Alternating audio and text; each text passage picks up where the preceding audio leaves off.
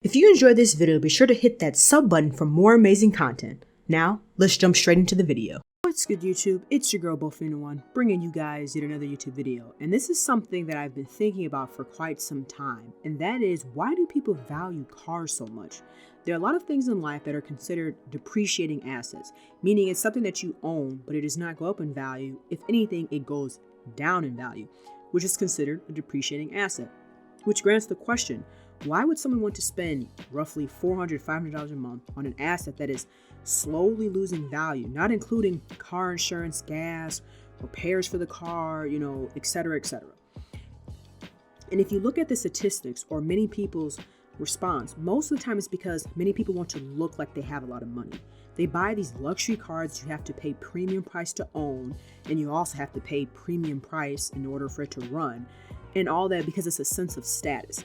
It makes it look like people have money or are of a certain status. And sometimes it also could be because of the job. Like, let's say maybe you're a manager, or maybe you're a CEO or vice president, whatever. Maybe you work real estate. You need to look, or you feel like you need to look a specific way to people for people to take you in a sense seriously versus, maybe buying a car that fits more of your means, or maybe it's a car that you actually really want and can really afford versus getting a car because, that's what this person that is in this position is driving, or so it's like trying to keep up with the Jones. Now, don't get me wrong, some people are actually able to afford these vehicles.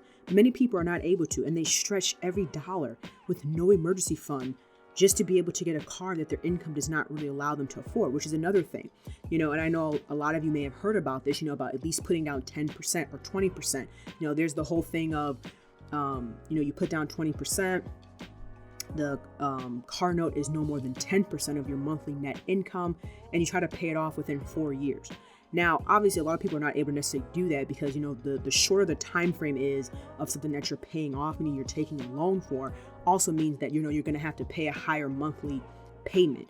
But the point is that a lot of people are not able to put any money down. They, in a sense, will drain their emergency fund to get this car, or they don't have any emergency fund. And then as soon as they go get the car, another problem arises. And now they're kind of stuck in between this hard spot because they have no money saved up. Let's say their car breaks down or something happens in their home, whatever. And now the extra money that they maybe would have had in their check is going to an asset that's depreciating for someone else's approval, not necessarily their own. Then, a lot of time what happens is it's like a lust. Once you buy a car, you maybe have it for a month, a couple months, maybe even half a year, depending on if you're a car fanatic.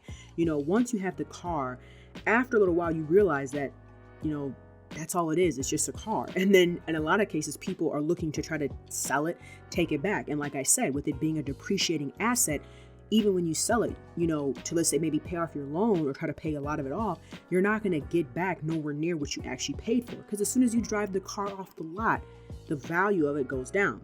So you're stuck with it. And that's another thing that keeps you, in a sense, handcuffed to your job. It also keeps you from being able to leave a job or put that extra cash towards your dream, business, whatever it is that you're trying to pursue outside of your job. Then, as your life moves on, you develop more responsibilities, whether it's moving out, possibly having kids. So it makes it harder to get out of that, in a sense, what they call the rat race, because you put yourself in a position where you got a car that you really couldn't afford. You have rent, maybe you have kids, maybe in a sense you also hate your job, but you probably could have used the extra money from that $400 or $500 every month to maybe take a real estate course, or maybe invest every month, or maybe start a business with that money.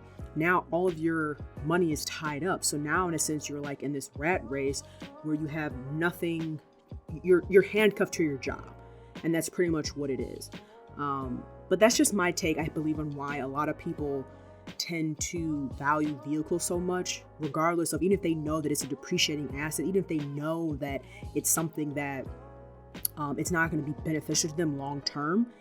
And, if anything is going to drain them, this is why they do it. It's all about status, to how it makes people look. And in a sense, I think to a lot of people, it shows other people that, hey, this is like my hard work. This is my hard work. So, I'm showing you my hard work over the years or X amount of time, even though they probably could be using that money to show their hard work in a different way. But that's just my opinion. Let me know your guys' thoughts about this down below in the comment section. If you enjoyed the video, be sure to drop a like, comment, share, and subscribe. Hope you guys have a good rest of your day, and I'll chat with you later. Peace, Fin Army.